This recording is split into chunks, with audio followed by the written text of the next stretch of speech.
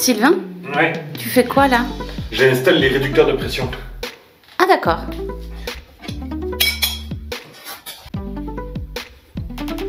Sylvain? Tu fais quoi là? Bah je t'ai dit, je m'installe pour réduire la pression. Oh j'en peux plus de ces blagues. Allez, on y va.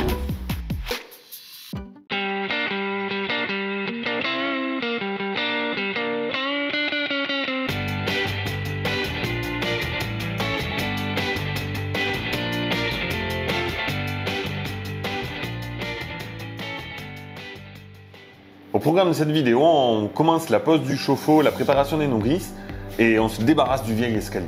T'es sûr qu'on va avoir le temps de faire tout ça? Oui, t'inquiète. On se retrouve à l'étage, on va préparer la pose de la pompe à chaleur. Donc on va avoir le ballon qui va être dans l'angle, la liaison frigo qui va passer dans la contre-cloison, ressortir en pied de mur pour avoir le split dehors au sol. Pour faire ça, il me faut un bout de cloison placo avec l'isolant pour pouvoir faire passer les alimentations d'eau, préparer les nourrices, poser le chauffe-eau et les liaisons. C'est parti! Si je fixe mon rail directement comme ça quand je vais poser ma peau de placo, moi là, bah je pourrais pas la visser. Il faudrait que mon rail soit comme ça. Je vais repérer l'angle et je vais couper des petits triangles dans un tasseau. Je vais traverser le rail, le triangle et visser dans le tasseau. Prépercer tout ça évidemment pour pas que ça éclate. Et comme ça, ça me fera un appui plat. Et là, je pourrais venir fixer ma peau de placo plat. C'est le premier truc qui me vient à l'idée, on va tester. Et il faudrait que je me renseigne, savoir comment ils font les vrais. Donc là, j'ai besoin de 1, 2, 3, 4 cales. Et je viens de penser qu'il faut que je fasse passer mon poli ici. Pour vous expliquer un petit peu. J'ai 2 tuyaux qui vont monter. J'ai un tuyau d'eau d'adduction de la ville et un tuyau qui est plongé dans le puits. L'idée, c'est d'avoir du coup 3 nourrices. Une nourrice d'eau froide de la ville, une nourrice du coup d'eau chaude après la pompe à chaleur, et une nourrice d'eau froide du puits. C'est uniquement pour brancher les WC. Et du coup, il me faut une double nourrice et une double adduction. Donc je vais avoir 2 polis qui vont monter, courir le long du mur sur le côté, passer derrière et sortir au niveau du chauffe-eau.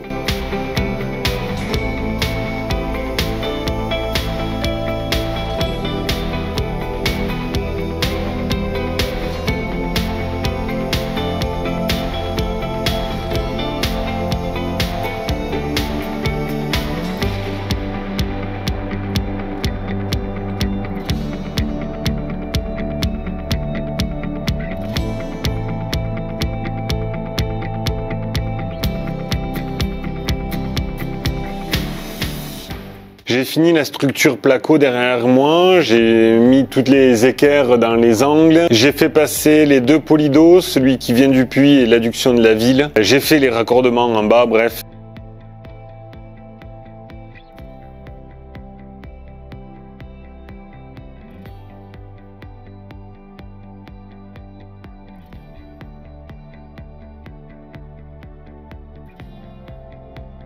L'autre jour, je disais que je n'aimais pas le béton, que je n'aimais pas le gros œuvre.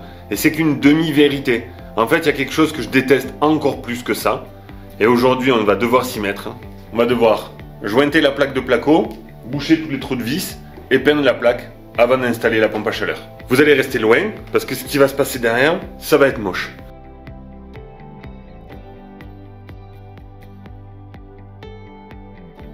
Donc la première passe d'enduit qui a été faite hier a bien séché. Aujourd'hui on va faire la deuxième passe. Et comme ça après on pourra faire un petit coup de ponçage et la peinture et on pourra remettre le chauffe-eau et installer la nourrice, etc. C'est parti!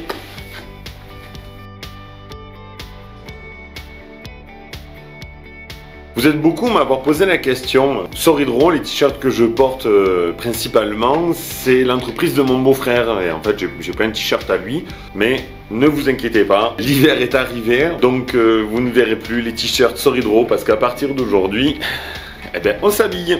Voilà. Donc, fini les t-shirts Soridro. Voilà. Ce week-end, j'ai discuté avec un collègue à moi qui a quelques connaissances en joint et qui me disait, avant de faire ta dernière passe de joint, ça serait bien de poncer un petit peu la bande pour dégrossir et pour faire quelque chose d'un peu lisse. On va prendre 10 secondes pour que vous puissiez laisser un petit commentaire. N'hésitez pas à vous abonner à liker. Allez, du coup, on va poncer ça et puis on va faire la dernière passe. C'est parti.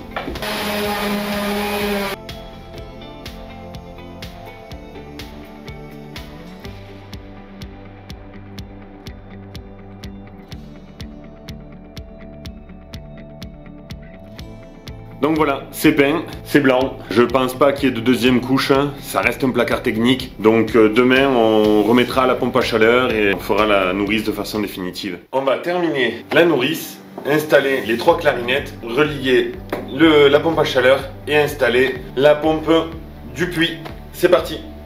Donc on a la première clarinette d'eau froide. Avec l'arrivée de la ville, j'ai mis une vanne pour couper au cas où. Là, je vais avoir tous mes départs pour aller sur toutes mes alimentations en dessous. Et il faut que je raccorde du coup le froid de la pompe à chaleur sur la clarinette et aussi que je raccorde le froid sur le robinet thermostatique, mais le mitigeur thermostatique plutôt, pour arriver sur ma clarinette d'eau chaude.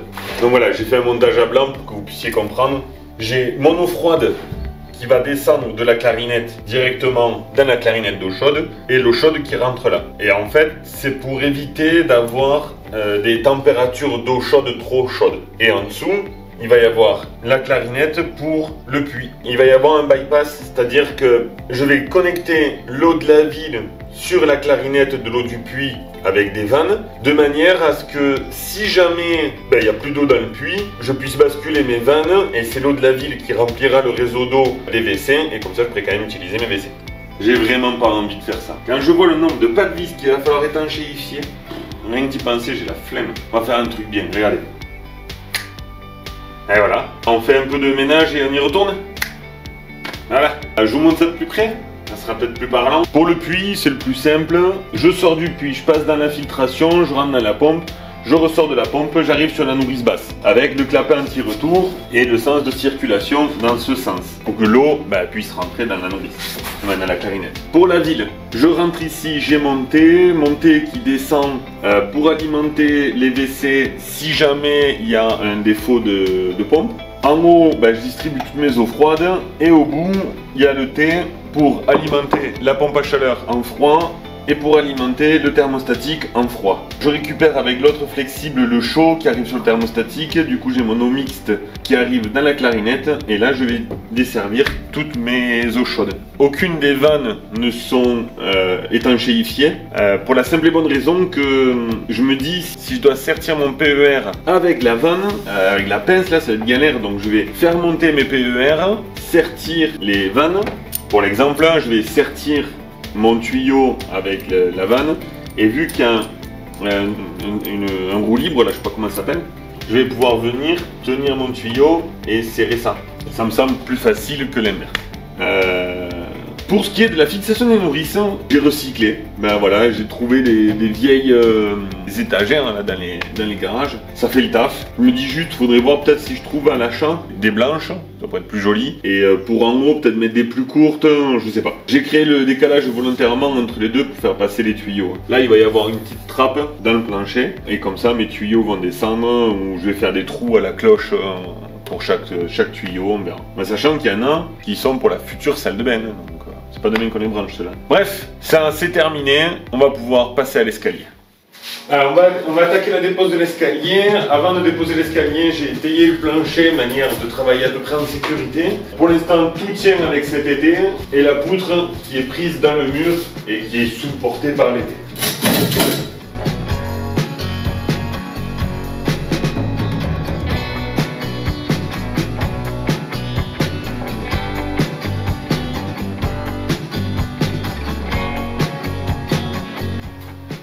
Ce limon est cloué dans cette poutre. Cette poutre est vissée avec cette poutre. Cette poutre est prise dans la maçonnerie là-bas. Et celle-là est prise dans la maçonnerie ici. J'ai l'impression que l'escalier tient avec un clou qui est là.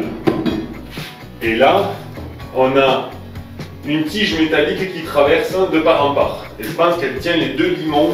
C'était sûrement pour éviter que les limons prennent trop d'écart. Il y en a peut-être une deuxième en bas cachée, je la vois pas.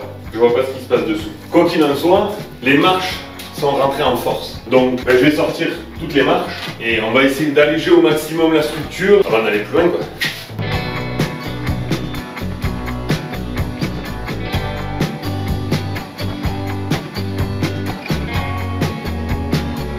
Du coup, en fait, il y avait bel et bien 2 tiges boulonnées qui serraient les 2 limons contre les marches. Et le boulon était dans le mur.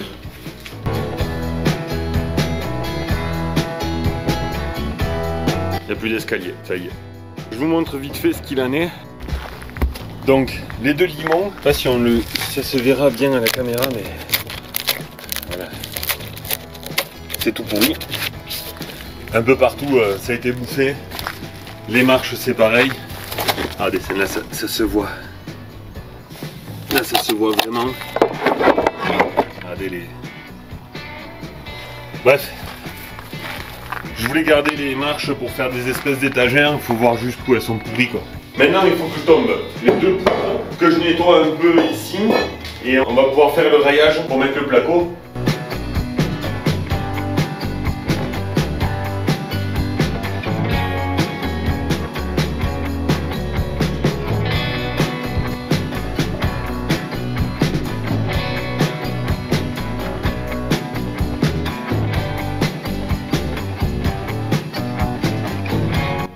Je viens de faire mon cadre placo. Je vais mettre des équerres du coup comme j'ai mis de l'autre côté là-bas pour renforcer un peu le rail. Pareil de l'autre côté. Et après je vais plaquer. Je viens de me rendre compte d'une chose. C'est que j'ai laissé volontairement de l'espace pour faire passer tous les PEHD qui courent. Et en fait j'ai pas fait passer les PEHD derrière le rail. J'ai mis tous les rails et montants. J'étais parti du principe que mon sol était droit. Mais non. Donc j'ai dû retailler les montants pour rattraper la fausse équerre du sol. J'ai mis les montants, je suis en train de sceller les montants. Et moi habituellement je faisais ça, je sais pas si ça se voit à la caméra. Voilà, un bout de rail coupé en 2, serti, et ça me faisait mon renfort. C'est-à-dire que je splittais cette partie là dans le mur, cette partie contre le montant, et puis ça faisait le café. Et j'ai mon pote qui m'a dit « Ah ouais, moi je fais ça avec des suspentes. » Et j'ai testé. Donc voilà, une suspente que j'ai pliée à l'étau pour avoir un angle à 90. La suspente, elle est cannelée, donc ça lui donne un peu de rigidité. J'ai percé avec un forêt métal pour faire passer ma cheville à frapper. Ça, c'est plus long à faire que ça. La suspente coûte plus cher évidemment que le bout de rail, parce que ça c'est rien, c'est de la chute, hein, ça coûte 0. Mais ça, à la mise en œuvre, c'est tellement plus confort. Donc c'est voté. La suspente pour renforcer les équerres, même si ça coûte plus cher.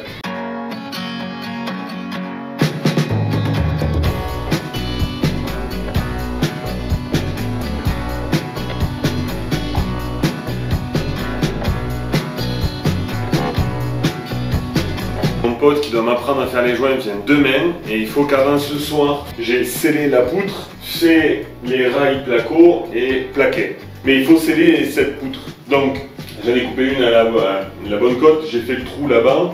Là je vais faire un peu de béton pour aller sceller la poutre dans le trou là-bas. Je mettrai un été de chaque côté le temps que le béton sèche. Et je vais faire mon raillage placo autour de ça.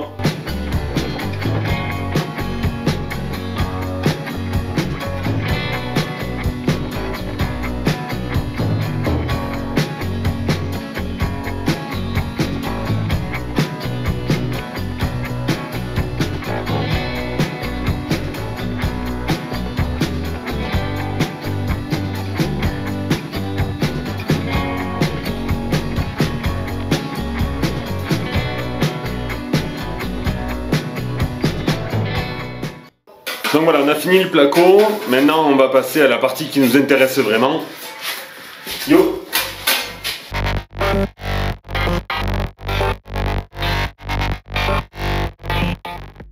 A few moments later. Alors tu vois, moi je sais que mes couteaux d'embûche, je les casse toujours. Ouais, elle est un peu bombée. Mais en fait c'est parce que je casse les angles. Parce que si tu as des angles trop droits, Ouais, ça marche pas. Là, du coup, ta première passe, tu l'as fait fine, épaisse, hein, t'en fous. Et bah, moi je mets toujours un peu d'angle dans mon couteau et en fait tes bords amincis servent de moule en fait. Concrètement. Oui, pour charger à l'intérieur. Voilà. Ouais, tu mets quand même pas mal de matière sur le premier. Ah ouais, bah de toute façon ça se rétracte la colle. Quand ça sèche, en fait, ça vient toujours aspirer ta bande. Et après, si tu as une bulle qui sort, une lame de cutter neuve, tu l'ouvres. Avec ton point de couteau là, tu viens passer à l'intérieur, tu relisses, tu la fais disparaître.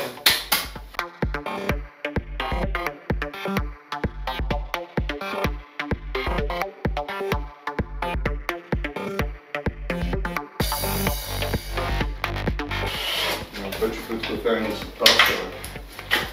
Et là, de suite, tu remets une passe d'induite.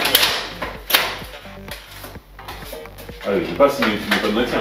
Non, bah, en fait, ça te sert à ferrer. Et ferrer, voilà, c'est ça. C'est quand tu crées une pression sur le plateau pour enlever le maximum de matière. Il y en a qui disent en fait que ça sert à rien de mettre de la colle, que tu peux tout faire avec l'induit de finition d'entrée. Tu sais, sur une chute de placo, tu fais une boulette de colle, tu la laisses sécher, tu fais une boulette d'enduit de finition. Tu verras bien que c'est pas la même résistance, la même adhérence même sur ton placo, tu vois. La colle c'est fait pour coller et l'enduit c'est fait pour finir. Il y en a qui doivent le faire certainement. Et toutes les têtes de vis, tu les fais à l'enduit ou on commence avec la colle, pareil. Tu fais une passe de colle, une passe d'enduit. Je vais les faire de toute façon. Parce que sur les têtes de vis, tu mets pas 3 passages. Ah si. Ah si, tu fais 3 passages aussi. Autant que les dents. D'accord.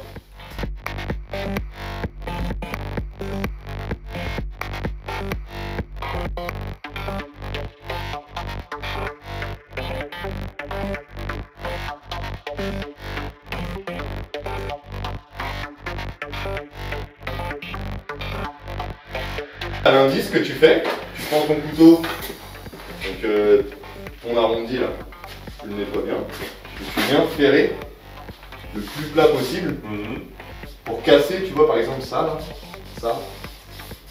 Okay. Tu vas sentir par endroit la petite merde. Je le passe avant de mettre de l'enduit dessus, je le passe pour enlever toutes les. C'est ça, tu fais. Qui sont tombés. Et tu vas sentir, tu vois. On gratouille le placo, voilà, exactement.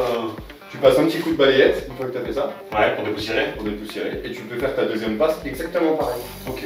Bon voilà, le collègue est parti, on a fait les joints du coup sur les 3 raccords de placo. J'aurais appris quand même pas mal de choses aujourd'hui et je vous propose qu'on regarde ça d'un peu plus près. Contrairement à celle que j'ai fait là-haut, là je peux vous la montrer. Donc là, on a la bande de Johan. Voilà, nickel, rien à dire. Et là, on a la bande de Sylvain. On voit qu'il y a quand même une petite différence entre les deux, mais par rapport à ce que j'ai fait là-haut, c'est quand même beaucoup plus sympa. Je me dis que peut-être je ferai toutes les bandes de la maison. Donc bon, c'est quand même rassurant, c'est quand même cool. Et maintenant, on va attendre que ça sèche pour passer deuxième et troisième passe. On se retrouve pour passer la deuxième passe de joint. La première passe a bien séché, on applique la deuxième. Donc il m'avait dit avant de passer la deuxième passe de joint, de passer un petit coup de spatule pour casser les grains.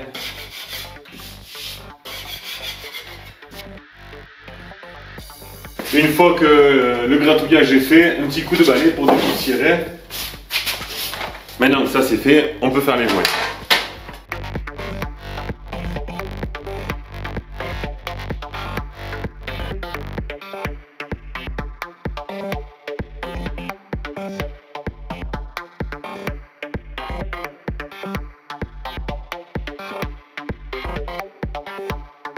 On se retrouve pour faire la dernière passe de joint, donc du coup l'enduit de finition. Avant ça, on va gratter toute la plaque avec la spatule, comme vous l'avez expliqué Johan.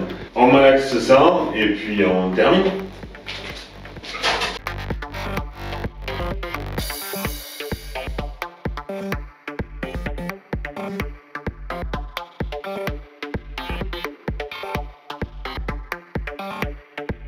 La première elle est mal partie parce que il y a des saletés en fait. Donc comme quoi effectivement avoir un seau ultra propre c'est vital en fait. Parce que du coup on traîne des déchets de haut en bas, ça fait des rayures, des traces, ça fait des bouloches, des machins. Mais on peut pas faire un travail vraiment propre avec un seau qui est sale. Donc là déjà je suis en train de nettoyer bien les couteaux pour enlever toutes les impuretés qu'il y avait dessus. En espérant qu'il n'y en ait pas trop dans le seau, parce que je ne sais pas si c'est dans le seau qu'il y a des impuretés ou si c'est que j'ai touché le sol à un moment donné et que j'en ai mis sur les outils et que j'arrête pas de les faire passer d'un côté à l'autre. Bref, je me suis dit que j'allais bien nettoyer les couteaux avant de faire la langue et autres.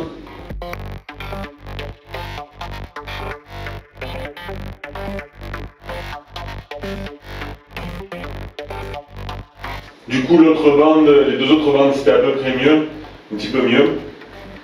Et j'ai l'impression d'avoir plus de facilité en partant du bas et en remontant que l'inverse. En bas, là, j'ai essayé de faire un truc un peu plus large, charger un peu plus. Bon, j'ai pas l'impression qu'il y ait une meilleure qualité.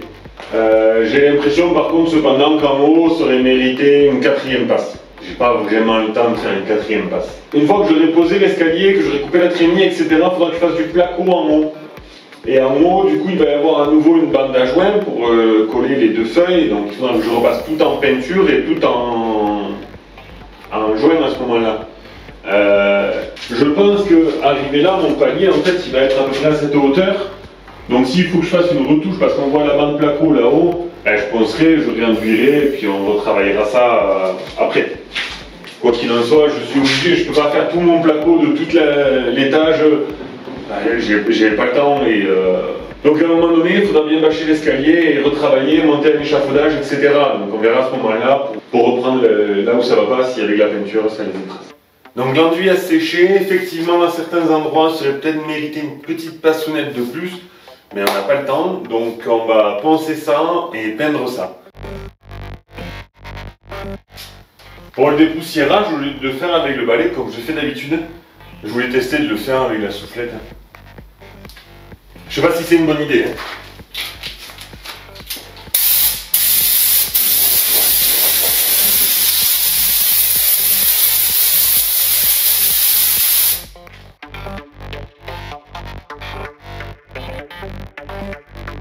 Je vais faire les réchampis juste autour de la poutre et en bas, pour pas que le rouleau touche le sol. J'applique la même peinture que j'ai appliquée pour la carte technique et là où il y a le chauffe-eau.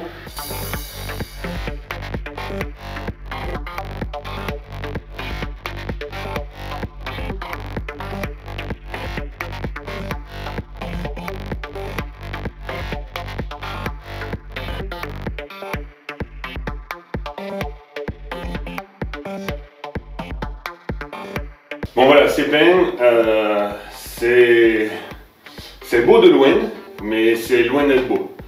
La monocouche là, c'est pratique, mais bon, on voit ce qui se passe derrière. On verra une fois bien sèche ce que ça donne. Et le ponçage, la petite orbitale, c'est bien, mais je comprends vraiment pourquoi on fait ça avec des girafes, avec des disques énormes, pour vraiment avoir une régularité dans le ponçage. Parce qu'au final, je pense que c'est plus des défauts de ponçage qu'on voit derrière que des défauts de joint, d'enduit à proprement parler.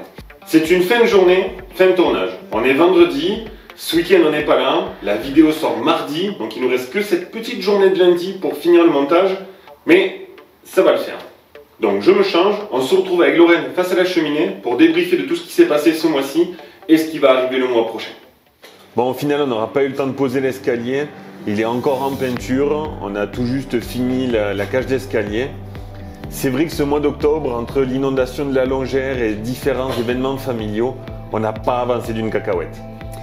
Par événements familiaux, tu veux dire que t'as préféré rester sous la couette? Non, je veux dire que je peux pas tout faire parce que j'ai plusieurs casquettes. Oui, c'est vrai que c'était pas tous les jours la fête. Alors, en attendant de revoir nos têtes, on vous souhaite une journée parfaite.